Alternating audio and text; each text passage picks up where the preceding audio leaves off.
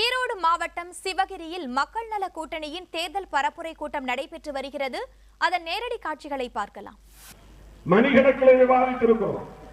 ஒரு நாள் சிபிஎம் அலுவலகம், ஒரு நாள் மதிமுக தலைமை அலுவலகமான தாயகம், ஒரு நாள் விடுதலை சிறுத்தைகள் கட்சியின் அலுவலகமான வெளிச்சம், ஒரு நாள் சிபிஐ அலுவலகமான பாலன் இல்லம், மாறி மாறி மணிக்கணக்கிலே உட்கார்ந்து விவாதித்திருக்கிறோம். ஓட்டுக்காகவா, தேர்தலுக்காகவா? நாட்டில் நடக்கிற அநியாயங்களையும் அட்டூழியங்களையும் தடுப்பது எப்படி? யார் இந்த துணிச்சலான முடிவை எடுத்தது? திமுக அதிமுக என்பது மிகப்பெரிய வலுவான கட்சி என்பதை நாம் மறுப்பதற்கு இல்லை. மிக பெரும் ஜாம்பவான்கள் தான், இல்லை என்று மறுக்கவில்லை. இத்தனை காலமும் அவர்கள் வலிமையோடு இருக்கிறார்கள் என்பதை மறுப்பதற்கில்லை. அப்படிப்பட்ட அந்த கட்சிகளை எதிர்த்து ஒரு தனி அணி கட்டுகிற துணிச்சல் தேசிய கட்சியான காங்கிரசுக்கு உண்டா? திமுகவையும் அதிமுகவையும் வேண்டாம், புறக்கணிப்போம், ஒரு மாற்று அணியை உருவாக்குகிறோம் என்று மோடி தலைமையிலான பாரதிய ஜனதா கட்சிக்கு தமிழகத்தில் தனி அணி கட்டுகிற துணிச்சல் உண்டா?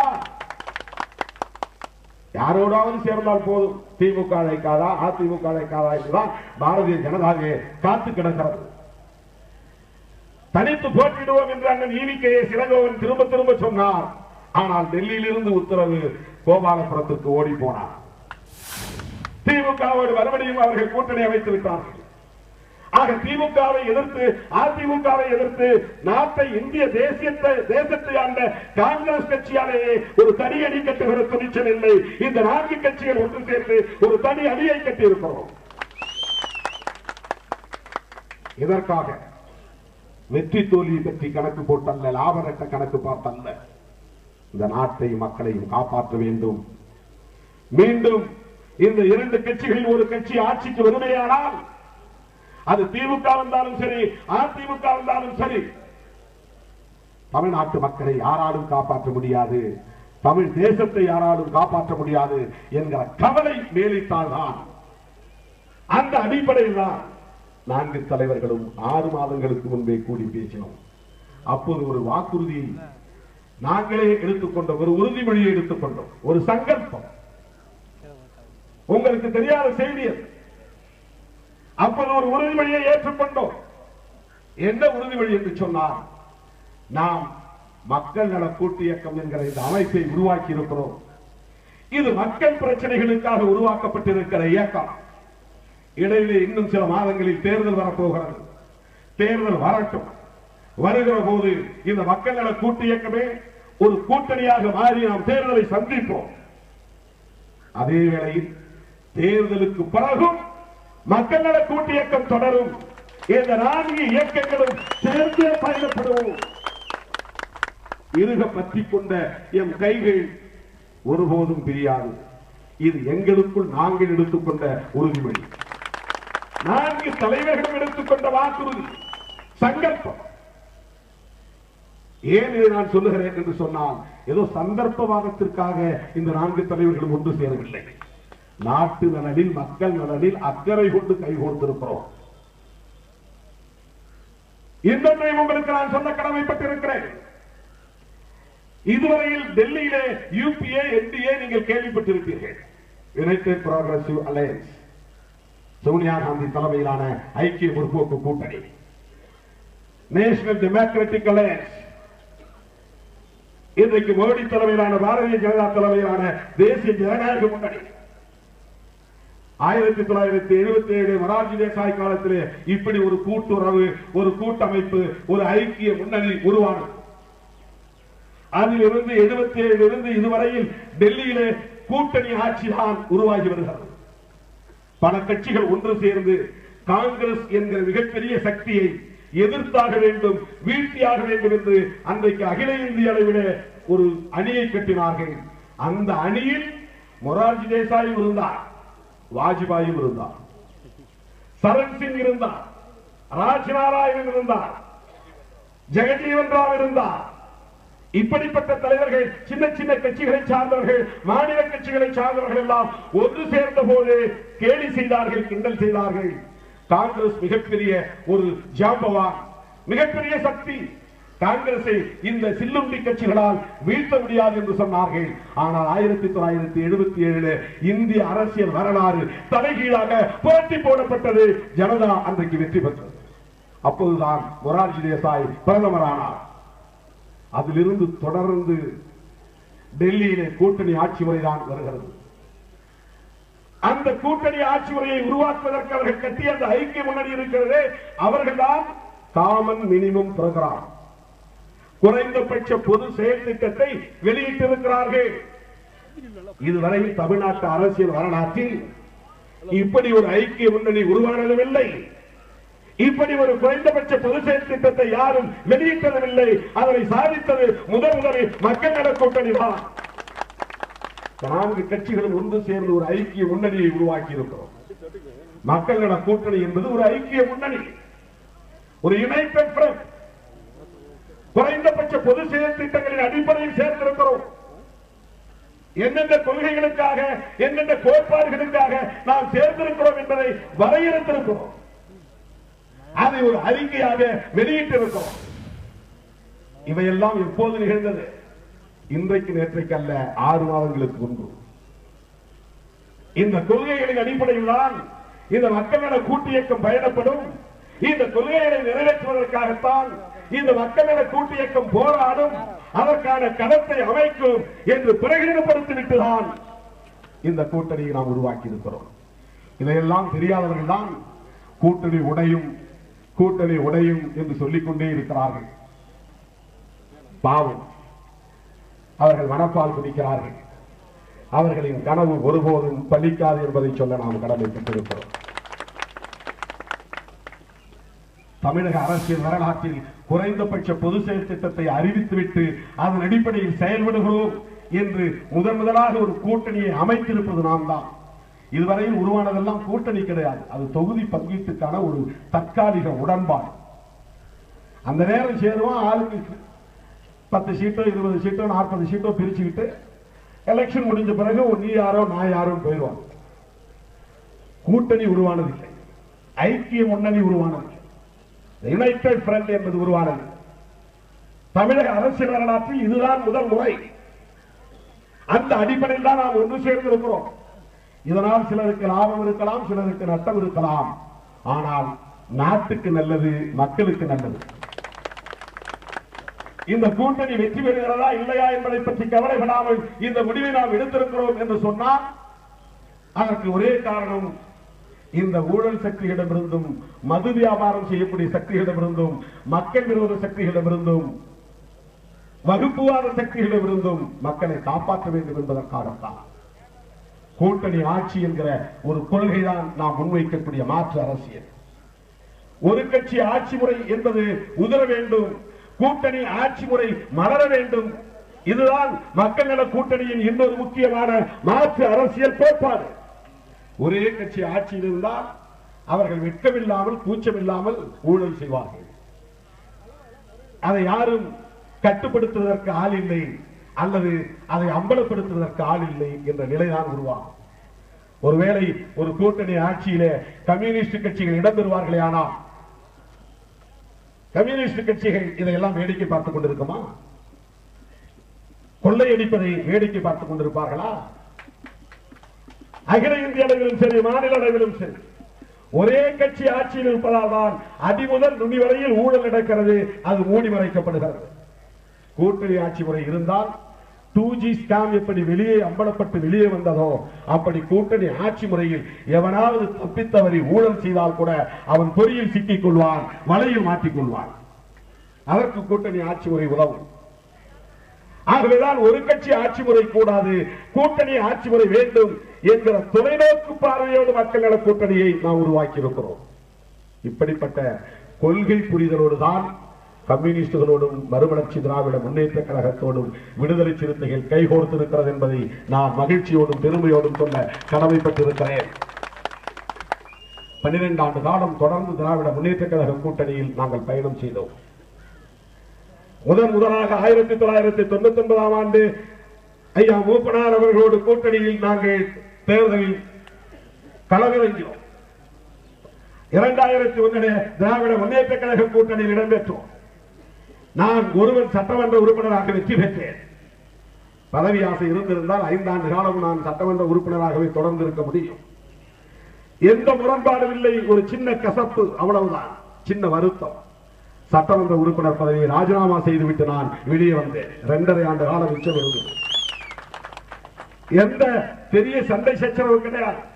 கலைஞரோடு சின்ன வருத்தம், மிக சாதாரணமான ஒரு பிரச்சனை தான். ஆனாலும் நான் அந்த பதவியிலே நீடிக்க விரும்பவில்லை என்று 2003ஆம் ஆண்டு பிப்ரவரி 3ஆம் தேதி அண்ணா நினைவு நாள் நான் எனது சட்டமன்ற உறுப்பினர் பதவியை ராஜினாமா செய்த போது அண்ணன் காளிமுத்து அவர்கள் என்னை தட்டி கொடுத்து கொஞ்சம் நிதானித்து முடிவெடு என்று சொன்னார். நன்றாக யோசித்துதான் இந்த முடிவெடுக்கிறாயா என்று கேட்டார். எனக்கு இந்த பதவியில் இருக்க விருப்பமில்லை, எனக்கு ஏதோ ஒரு மன உளைச்சலாகவே இருக்கிறது, நான் ராஜினாமா செய்கிறேன், மனமு வந்துதான் முடிவு செய்கிறேன் என்று அவரிடத்திலே சொல்லிவிட்டு அதை உதறி எறிந்து விட்டு வெளியே வந்தவன் திருமாவளவன். பதவிக்காக நான் பொது வாழ்க்கைக்கு வரவில்லை. பதவிக்காக நான் எந்த கீழ்த்தரமான அருவருப்பான அரசியலையும் ஒரு காலத்திலும் பேசியதில்லை, பேசவும் மாட்டேன். அப்படிப்பட்ட ஒரு வளர்ப்பு முறை அல்ல திருமாவளவனின் வளர்ப்பு. 2001 தேர்தலில் அவரோடு வெளியே வந்த பிறகு 2006 சட்டமன்ற தேர்தல் வரை யாரோடும் சேரவில்லை.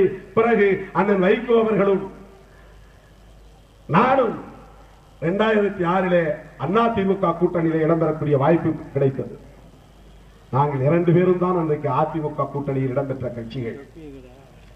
தேர்தலில் நின்றோம். விடுதலை சிறுத்தைகள் 2 இடங்களிலே வெற்றி பெற்றது. 10 இடங்களில் போட்டியிட்டோம். 2 இடங்களில் வெற்றி பெற்றோம். ஆனால் உள்ளாட்சி தேர்தலிலே ஒரு சின்ன கருத்து மாறுபாடு வந்தது. அதனால் கூட்டணியை விட்டு வெளியே வந்தோம். பெரிய சண்டை சச்சரவு இல்லை, கசப்பு இல்லை. அதிமுக கூட்டணியை விட்டு வெளியே வந்தோம். அன்றைக்கு முதல்வராக இருந்த தலைவர் கலைஞர் அவர்கள் நேரடியாக என் தொலைபேசிக்கு வந்து அழைப்பு விடுத்தார். என் தொலைபேசியிலே பேசினார். ஈரோடு மாவட்டம் சிவகிரியில் மக்கள் நல கூட்டணியின் தேர்தல் பரப்புரை கூட்டம் நடைபெற்று வருகிறது. இதில் கலந்து கொண்டு பேசுகின்ற விடுதலை சிறுத்தைகள் கட்சியின் தலைவர் தொல் திருமாவளவன், மீண்டும் திமுக அதிமுக ஆட்சிக்கு வந்தால் தமிழகத்தை யாராலும் காப்பாற்ற முடியாது என்பதால் தான் மக்கள் நல கூட்டணி தலைவர்கள் ஒன்றிணைந்து தேர்தலை சந்திக்க உள்ளதாக கூறினார். மேலும் தேர்தலுக்கு பின்னரும் இந்த கூட்டணி தொடரும் என்றும் கூறியிருக்கிறார். ஈரோடு மாவட்டம் சிவகிரியில் மக்கள் நல கூட்டியக்கத்தின் தேர்தல் பரப்புரை கூட்டம் நடைபெற்று வருகிறது. அதில் தொல் திருமாவளவன் பேசி வரும் நேரடி காட்சிகளை தொடர்ந்து பார்க்கலாம். வலியுறுத்தி வருகிறவர் என்பதை சொல்ல நான் கடமைப்பட்டிருக்கிறேன். திமுக எனக்கு கதவை சாத்தவில்லை, அதிமுக எனக்கு கதவை சாத்தவில்லை. திமுகவோடு சண்டை இல்லை, சச்சரவு இல்லை, உரசல் இல்லை, எந்த கசப்பும் இல்லை. நானே கதவை சாத்திக் கொண்டேன். இது அண்ணன் வைகோவோடு தேர்தலில் களத்தில் நிற்க நான் தயாராக இருக்கிறேன் என்று நான் முடிவெடுத்திருக்கிறேன். எங்கள் கட்சியில் கூட சில பேர் சொன்னார்கள், பெரிய கட்சியோடு போகலாம், கலைஞர் நம்மை கூப்பிட மாட்டாரா, கலைஞரை போய் நீங்க சந்திக்க கூடாதா, ஜெயலலிதா யாரோடு பேசக்கூடாதா என்றெல்லாம் கூட சொன்னார்கள். மணிக்கணக்கிலே தோழர்களிடத்தில் நான் உரையாடி இருக்கிறேன், விவாதித்திருக்கிறேன். ஏன் இந்த முடிவை எடுத்திருக்கிறோம் என்பதற்கான விளக்கத்தை மணிக்கணக்கில் பேசியிருக்கிறேன். நட்டம் வரும், வரட்டும். இன்றைய நட்டம் தான் நாளைய லாபம், இன்றைய தோல்விதான் நாளைய வெற்றி. 10 முறை தோற்றவன் 11வது முறை வெற்றி பெற்றவன் சொன்ன கருத்து. 11வது முறை வெற்றி பெற்ற போது அவன் சொன்னான், இனி ஒவ்வொரு வெற்றிக்கும் 10 முறை தோற்றாக வேண்டும் என்கிற உண்மையை நான் உணர்ந்து கொண்டேன் என்று சொன்னான். தோல்வியை இல்லாமல் வெற்றியை சந்திக்க முடியாது. ஆகவே தேர்தல் அரசியல் களத்தில் கிடைத்தது லாபம் என்று யாரோ ஒருவரின் பின்னால் நிற்பதை விட நாமே ஒரு பாதையை உருவாக்குவோம், நாமே ஒரு அரசியல் களத்தை உருவாக்குவோம் என்கிற அந்த துணிச்சலோடு தான் இடதுசாரிகளோடும் அண்ணன் வைகோ அவர்களோடும் விடுதலை சிறுத்தைகள் கைகோர்த்திருக்கிறது. நான் ஒரு இடத்திலே சொன்னேன், சிலர் கேட்டார்கள், பத்திரிகையாளர்கள், நீங்கள் நம்பி இந்த கூட்டணியில் இருக்கிறீர்கள், ஒருவேளை நாளைக்கு இந்த கூட்டணியில் இருக்கிற கட்சி தலைவர்கள் விலகி போனால், பிரிந்து போனால், வேறு கூட்டணியில் சேர்ந்து போனால் நீங்கள் என்ன செய்வீர்கள் என்று கேட்டார்கள். அப்போது அந்த நண்பர்களுக்கு நான் சொன்னேன், என் தலைமையில் மக்கள் நல கூட்டணி தொடரும் என்று சொன்னேன். அப்படி யாராவது பிரிந்து போனால் கூட நான் மக்கள் நல கூட்டணியை தொடர்ந்து முன்னெடுத்து செல்வேன் என்று அந்த பத்திரிகையாளர் நண்பர்களுக்கு நான் சொன்னேன். ஏன் இதை நான் சொல்லுகிறேன் என்று சொன்னால், நான் எடுத்த முடிவில் உறுதியாக இருக்கிறோம்.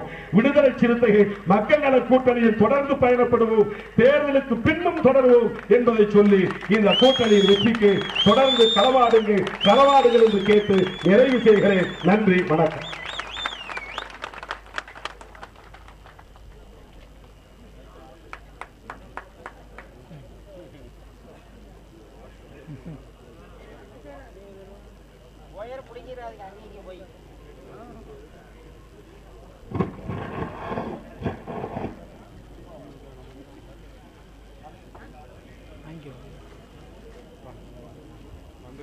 அடுத்து மார்க்சிய கம்யூனிஸ்டுடைய மாநில செயலாளர் தோழர் ராமகிருஷ்ணன் அவர்கள் இங்கே உரை நிகழ்த்துவார்கள்.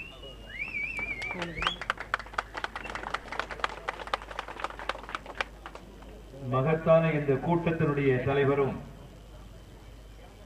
மறுமலர்ச்சி திராவிட முன்னேற்ற கழகத்தினுடைய முன்னாள் நாடாளுமன்ற உறுப்பினரான மதிப்புக்குரிய கணேசமூர்த்தி அவர்களே,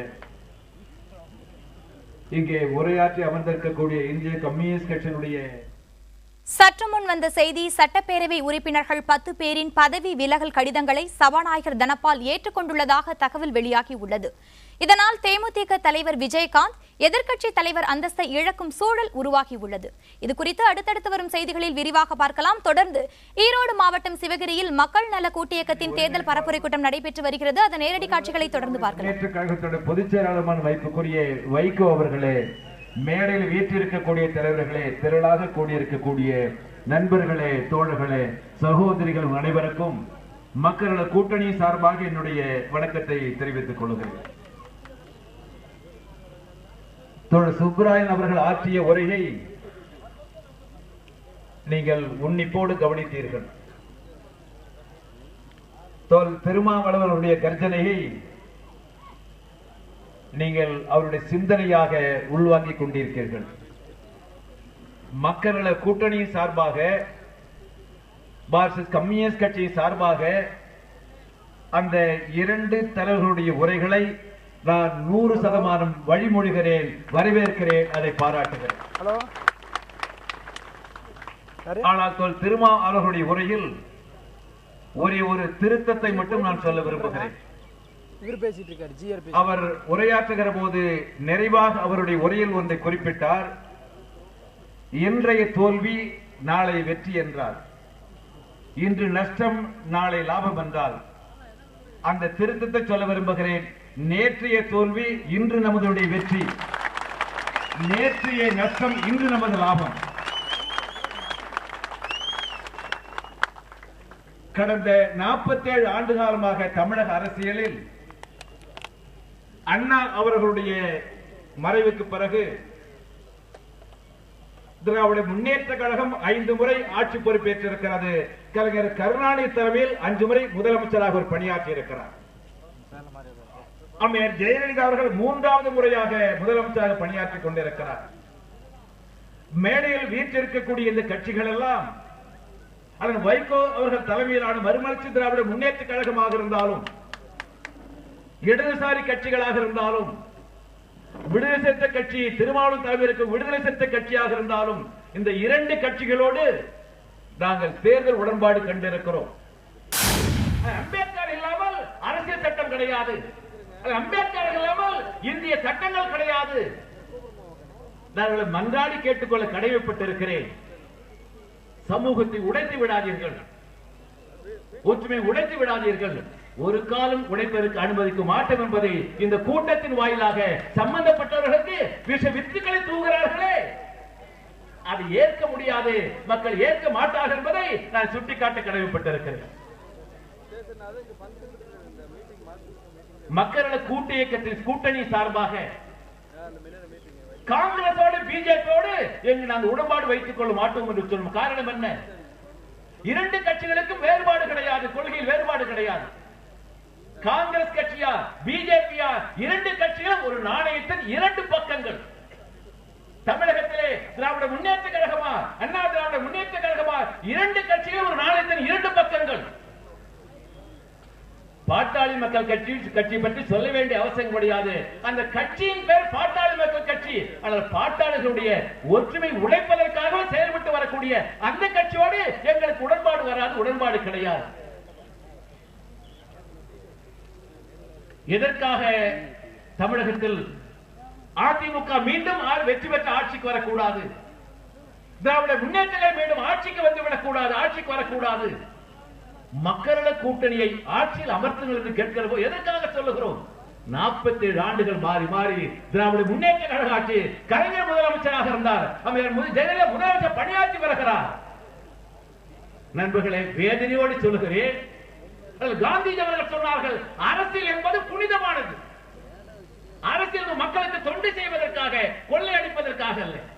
அரசியல் என்பது, பொது வாழ்க்கை என்பது மக்களை சேவை செய்வதற்காக, சுயநலத்திற்காக அல்ல. நீங்க எண்ணி பாருங்கள், யோசித்து பாருங்கள். கலைஞர் கருணாநிதி அவர்கள் 5 முறை முதலமைச்சராக இருந்திருக்கிறார். ஜெயலலிதா 3வது முறையாக முதலமைச்சர் பணியாற்றி வருகிறார். நான் வேதனையோடு சொல்கிறேன், இந்த 2 கட்சிகளும், 2 கட்சி தலைவர்களும் தமிழக அரசியல் சீரழித்து விட்டார்கள், அரசியல் கலாச்சாரத்தை சீரழித்து விட்டார்கள். மக்கள் கூட்டணி சார்பாக அரசியல் என்பது மக்களுக்கு தொண்டு செய்வதற்காக, அரசியல் என்பது மக்களுக்கு சேவை செய்வதற்காக, ஊழல் செய்வதற்காக அல்ல என்று சொல்லுகிற போது நான் பெருகோடு சொல்கிறேன். இங்கே என்ப திருமாவளவர்கள் சொன்னார்கள், சுப்பராமன் சொன்னார்கள், வைகோ அவர்கள் பேச இருக்கிறார்கள். உங்களை கேட்டுக்கொள்ள விரும்புவதெல்லாம் மேடையில் இருக்கக்கூடிய இந்த கட்சிகளுக்கு மட்டும்தான் ஊழலை பற்றி பேசுவதற்கு தகுதி இருக்கு என்பதை நாங்கள் சுட்டிக்காட்ட கடமைப்பட்டிருக்கிறோம். மணிக்கணக்கில் பேசலாம். 69ஆம் ஆண்டு அண்ணா அவர்கள் மறைவுக்கு பிறகு 47 ஆண்டுகள் வேலை பார்த்து வருகிறோம். திராவிட முன்னேற்ற கழகத்தினுடைய தலைவர் குடும்பமே ஊழல் வழக்கு சந்தித்து வருகிறது. விளக்க வேண்டிய அவசியம் இல்லை கருதுகிறேன். அண்ணா திராவிட முன்னேற்ற கழகத்தினுடைய முதலமைச்சராக இருக்கக்கூடிய ஜெயலலிதா அவர்கள் அவர் சந்திக்கக்கூடிய ஊழல் வழக்கு என்பது உச்சநீதிமன்றத்தில் மேலும் வீட்டில் விசாரணை இருக்கிறது. கடந்த 5 ஆண்டு காலமாக அரசு நியமனம் என்று சொன்னார், ஒரு கிராம அந்த அதிகாரியிலிருந்து பேராசிரியர் வரையில், ஒரு ஆரம்ப பள்ளி ஆசிரியரிலிருந்து பல்கலைக்கழக துணைவேந்தர் வரையில் காசு இல்லாமல் எதுவும் இந்த ஆட்சியில் நடக்காது. துணைவேந்தர் நியமனமா 10 கோடி 15 கோடி, பேராசிரியர் நியமனமா 10 லட்சம் 20 லட்சம், போக்குவரத்து ஓட்டுநரா 4 லட்சம், போக்குவரத்து நடத்துனரா 4 லட்சம், டெக்னிக்கலா 4 லட்சம். நான் உங்களை கேட்டுக்கொள்ள விரும்புகிறேன், இந்த கட்சி, இந்த அண்ணா திராவிட முன்னேற்ற கழகத்தை ஆட்சியில் அமர்த்தியது இதற்காகத்தானா? கலைஞர் திராவிட முன்னேற்ற கழகத்தை ஆட்சியில் அமர்த்தியது இதற்காகத்தானா?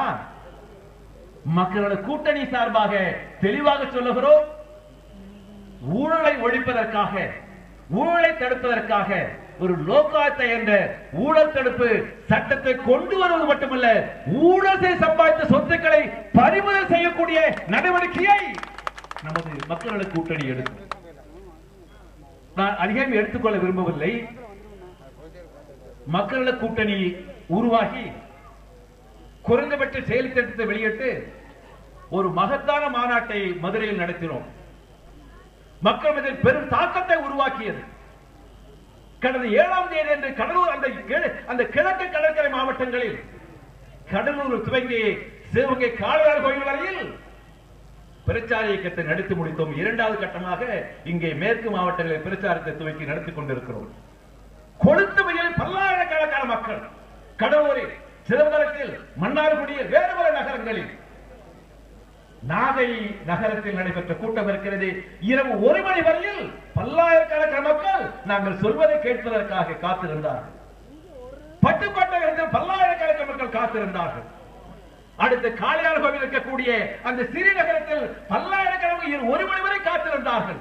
நேற்று திருமாவளவன் சொன்னார்களே, கோவையில் துவங்கி திருப்பூரில் முடிகிற போது எதிர்பாராத பெரிய மகத்தான கூட்டம், பிரம்மாண்டமான கூட்டம்.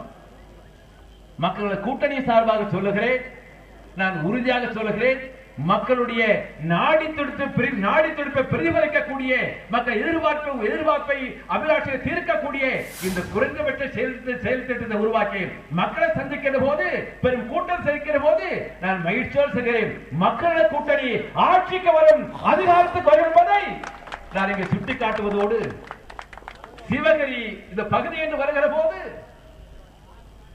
கை நெசவு, கைத்தறி, விசைத்தறி தொழிலாளர்களை பெரும்பான்மை கொண்ட பகுதி இது. விவசாயத்திற்கு அடுத்ததாக இருக்கக்கூடிய அதிக மக்கள் ஈடுபட்டிருக்கிற தொழில் என்பது கைத்தறி தொழில், விசைத்தறி தொழில் என்பது. கடந்த 25 நாட்களாக விசைத்தறி உரிமையாளர்கள் போராட்டம் நடத்துவதாகவே அரசு தலையிட்டு இருக்கிறதா? அதிமுக தலையிட்டு இருக்கிறதா? மக்கள் கூட்டணி சார்பாக சொல்கிறோம், நெசவாளர்கள் பிரச்சனை மட்டுமல்ல, விசைத்தறி உரிமையாளர்கள் பிரச்சனை மட்டுமல்ல, ஒட்டுமொத்த தமிழகத்தில் இருக்கக்கூடிய சிறு குறு தொழில்கள் வருகிற போது கிட்டத்தட்ட 1/3 தொழில்கள் பாதித்து லட்சக்கணக்கான தொழிலாளர்கள் வேலை இழந்து அங்கு அவதிப்படுகிறார்களே.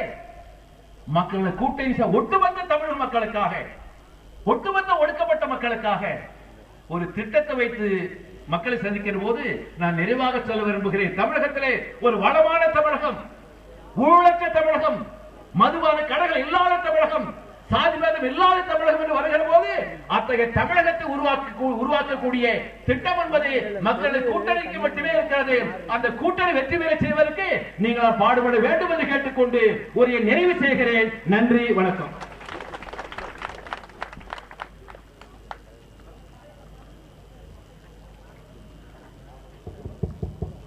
அடுத்து மக்கள் நல கூட்டணியுடைய ஒருங்கிணைப்பாளரும் மறுமலர்ச்சி திராவிட முன்னேற்ற கழகத்தினுடைய பொதுச் செயலாளருமாகிய எங்களுடைய மரியாதைக்குரிய பொதுச் செயலாளர் அவர்கள் இங்கே உரையாற்றுவார்கள்.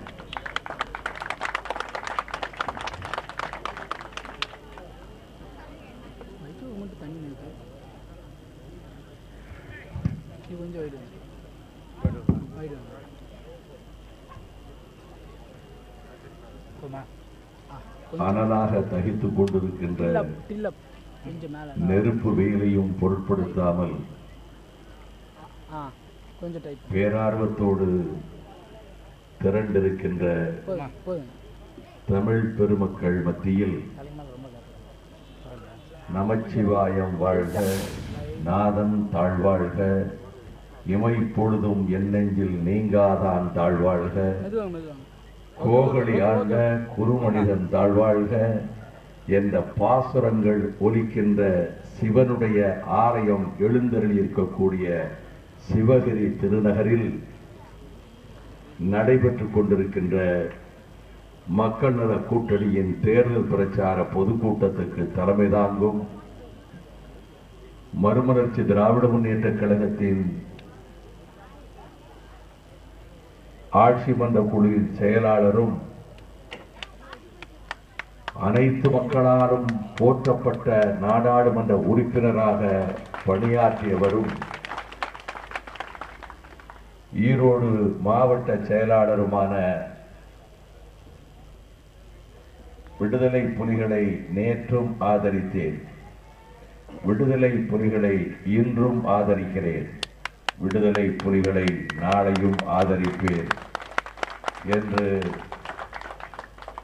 கூறியதற்காக என்னோடு கைது செய்யப்பட்டு 19 மாத காலம் மகிழ்ச்சியோடு அந்த கொடுஞ்சிறை வாசத்தை ஏற்றுக்கொண்ட தியாக வேங்கை என் ஆருயிர் சகோதரர் கணேசமூர்த்தி அவர்களே,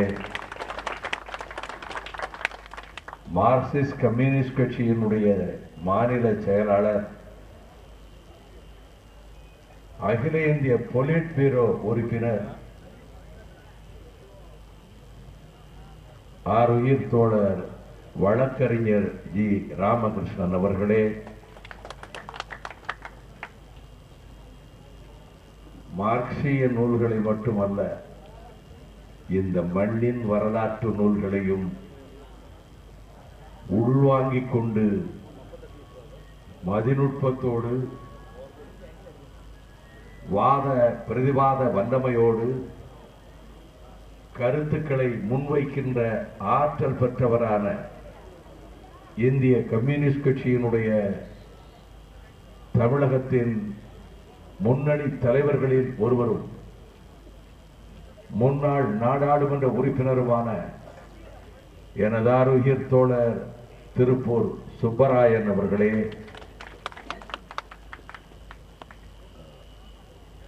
பூட்டிய இருப்பு கூட்டின் கதவு திறந்தது, சிறுத்தையே வெளியில் வா,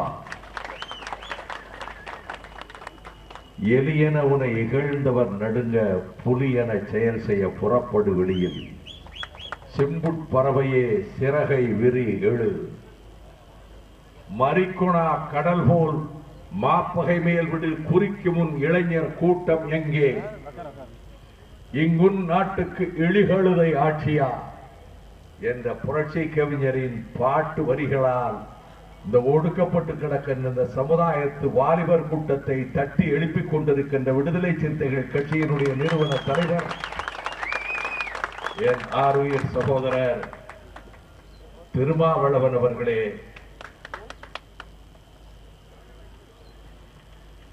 மறுமலர்ச்சி திராவிட முன்னேற்ற கழகத்தின் என் இனிய சகோதரர்கள்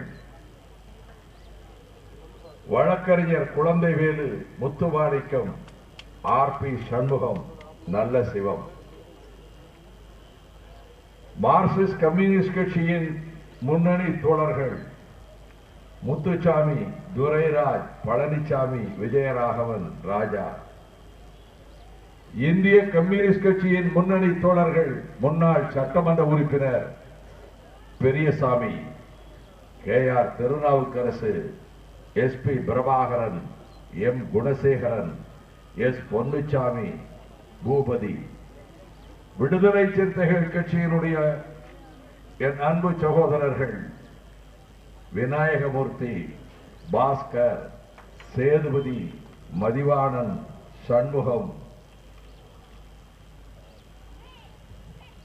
வன்னியரசு, ஜெயச்சந்திரன், தகடூர் தமிழ்ச்செல்வன் உள்ளிட்ட என் நேசத்திற்குரியவர்களே, 4 கட்சிகளினுடைய மூல பலமாக எதிரிகள் கூடாரத்துக்கு திகிலை தந்து கொண்டிருக்கின்ற தோழர்களே, வேலையும் பொருட்படுத்தாத எங்கள் செய்திகளை பதிவு செய்து கொண்டிருக்கின்ற மதிப்பிற்குரிய பத்திரிகையாளர்களே, எங்கள் செய்திகளையும் நாட்டுக்கு கொண்டு போய் சேர்க்கின்ற தொலைக்காட்சி ஊடக நண்பர்களே, அன்பு நிறைந்த வணக்கம். இந்த கூட்டத்திற்கு வந்தவுடன் நான் கணேசமூர்த்தி அவர்களிடம் கேட்டேன், ஒன்று இங்கே பந்தல் போடக்கூடாது, அங்க வெயில் இருந்தா நம்மளும் வெயில் இருக்கணும், இது என்னுடைய அணுகுமுறை. பந்தல் அருமையாக அமைத்து விட்டீர்கள், எதற்காக இந்த இடைவெளியிலே பத்திரிகையாளர்களை வெயிலிலே போட்டீர்கள் என்று நான் கேட்டேன். அவர் சொன்னார், நான் அப்படி திட்டமிடவே இல்லை, மேடையை அந்த இடத்திலே அமைத்து பத்திரிகையாளர்களும் அவர்களுக்கேற்ற விதத்தில் தான் பந்தலுக்கு நான் ஒழுங்குமுறை செய்திருந்தேன், காவல்துறையினர் தான் அந்த இடத்திலே மேடை அமைக்கக்கூடாது என்று இங்கே அமைத்து விட்டார்கள் என்று குறிப்பிட்டார்கள். வெயிலையும் பொருட்படுத்தாமல் நீங்கள் அமர்ந்திருப்பீர்கள். உறுதியான தோழர்கள், செங்கொடி தோழர்களாகட்டும், சிறுத்தைகளாகட்டும், கழகத்தின் கண்மணிகளாகட்டும், வெயில் மழை எதையுமே பொருட்படுத்தாதவர்கள். நினைவிருக்கிறதா கழகத்தின் கண்மணிகளே?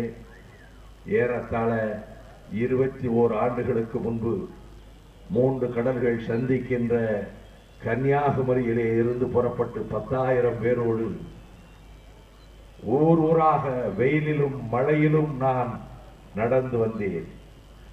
அப்படி வருகிற போது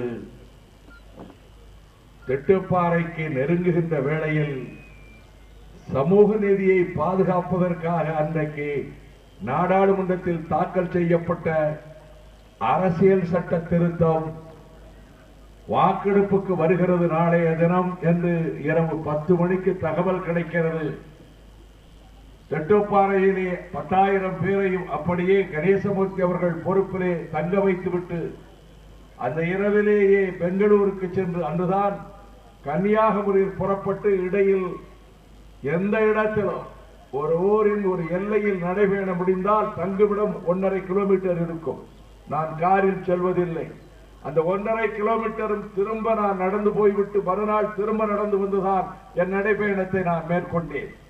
அன்றுதான் நான் காரில் பெங்களூர் நகரத்துக்கு சென்று காலை 5 மணி விமானத்தில் டெல்லி பட்டணத்துக்கு போய் சேர்ந்து அன்றைய ஓட்டெடுப்பிலே சமூக நீதிக்கு ஆதரவாக வாக்களித்து விட்டு மீண்டும் அந்த இரவிலேயே பெங்களூருக்கு வந்து சேர்ந்து பொழுது விடுவதற்குள் நான் திட்டுப்பாறையில் வந்து தொடர்ந்து நடைபயணத்தை நான் மேற்கொண்டேன். அதை போலத்தான் மதுவை எதிர்த்தும் நதிகள் இணைப்பை வலியுறுத்தியும் நான் நடைபயணம் மேற்கொண்ட வேளையில் இந்த ஈரோடு மாவட்டத்தில் பொள்ளாச்சியிலே தொடங்கி நான் ஈரோடு மாவட்டத்துக்குள் வருகிற போது பல நேரங்களில் உச்சி வெயிலில் தொடர்ந்து நடந்து களைப்புற்று ஒவ்வொரு ஊரிலும் பேசிக்கொண்டே வருவதனால் மேலும் உடல் அயர்வுற்று மயக்கம் வந்து சாலை ஓரத்திலே ஓரைப்பாயை விரித்து நான் படுத்து கிடந்த காட்சியை இந்த நாட்டிலே தொலைக்காட்சிகள் கூட காட்டின. காரணம், நானும் ஒரு விவசாய குடும்பத்தில் பிறந்து நெருப்பு வெயிலில் கடப்பை பிடிக்கின்ற பழக்கத்தை மேற்கொண்டவன் என்பதிலே நான் பெருமைப்படுகின்றேன். ஒன்றை தெளிவுபடுத்துகிறேன், வெயில் ஒரு வகையில் நல்லது. நிழலின் அருமை வெயிலில் தான் தெரியும் என்பார்கள். ஊழல் இல்லாத ஆட்சியின் அருமை ஊழல் ஆட்சியிலே தான் புரியும். இப்பொழுது ஊழல் இல்லாத ஆட்சியை கொடுப்பதற்கு நாங்கள் வந்திருக்கிறோம். எங்களுக்கு தமிழகம் சந்தர்ப்பம் கொடுக்க தயாராகிவிட்டது. அமையப் போவது மக்கள் நல கூட்டணி ஆட்சிதான். 4 கட்சிகளும் இன்றைக்கு திட்டவட்டமாக சொல்லுகிறோம். இதில் எந்த மாற்றமும் இல்லை. இங்கு அருமையான பேச்சு கணேசமூர்த்தி இருக்கிறாரே, அவர் தொண்டு செய்து பழுத்த பழமாக தூயதாடி மார்பில் விட மண்டை சுரப்பை உலகு தொட மன குகையில் சிறுத்தை எழ. பாருங்கள், பாவேந்தர் அப்பொழுதே ஈரோட்டு கிழவனுடைய மனக்குகையில் ஒரு சிறுத்தை புறப்படுகிறது திருமாவளவனை போல என்று அந்த காலத்திலேயே சொல்லியிருக்கிறார். ஆகையினால் அங்கு தயாரிக்கப்பட்ட அண்ணாவின் வார்ப்பு கணேசமூர்த்தி. தியாகராயர் கல்லூரியிலே சென்னையில் அவர் திராவிட முன்னேற்ற கழகத்தின் மாணவர் அமைப்புக்கு தலைமை தாங்கியவர். இந்திய எதிர்ப்பு போராட்ட களத்திலே நின்றவர். கொள்கை வழியிலே வளர்ந்தவர். லட்சியவாதியாக திகழ்கின்றவர். ஆகவேதான் இந்த 22 ஆண்டுகள் என்னோடு கரம் பற்றி வருகிறார். எத்தனையோ சோதனைகளில் என்னிடம் நம்முடைய ஜி ராமகிருஷ்ணன் சொன்னார்கள், நீங்கள் ரொம்ப அதிர்ஷ்டக்காரர் என்றார். என்ன என்று கேட்டேன். திருப்பூர் துரைசாமி உங்களுக்கு அவைத்தலைவராக இருப்பதும் கணேசமூர்த்தி உங்களுக்கு அரணாக இருப்பதும் நீங்கள் மிக கொடுத்து வைத்தவர் என்று மேடையிலே சொன்னார். ஈரோடு மாவட்டம் சிவகிரியில் மக்கள் நல கூட்டியக்கத்தின் தேர்தல் பரப்புரை கூட்டம் நடைபெற்று வருகிறது. அதில் கலந்து கொண்டு விடுதலை சிறுத்தைகள் கட்சித் தலைவர் தொல் திருமாவளவன் பேசினார். அவரை தொடர்ந்து மார்க்சிஸ்ட் கம்யூனிஸ்ட் கட்சியின் மாநில செயலாளர் ஜி ராமகிருஷ்ணன் பேசினார். அப்போது பேசிய அவர், திமுக அதிமுக ஆகிய இரு கட்சிகளுமே தமிழகத்தை சீரழித்து விட்டதாக கூறினார். மேலும் அரசியல் பொது வாழ்க்கை என்பது மக்களுக்கு சேவை செய்வதற்கே தவிர கொள்ளையடிப்பதற்கு அல்ல என்றும் கடுமையாக சாடினார். அவரை தொடர்ந்து மக்கள் நல கூட்டியக்கத்தின் ஒருங்கிணைப்பாளர் வைகோ பேசி வருகிறார். அப்போது ஊழல் இல்லாத ஆட்சியை கொடுப்பதற்காகவே தாங்கள் வந்திருப்பதாக கூறினார்.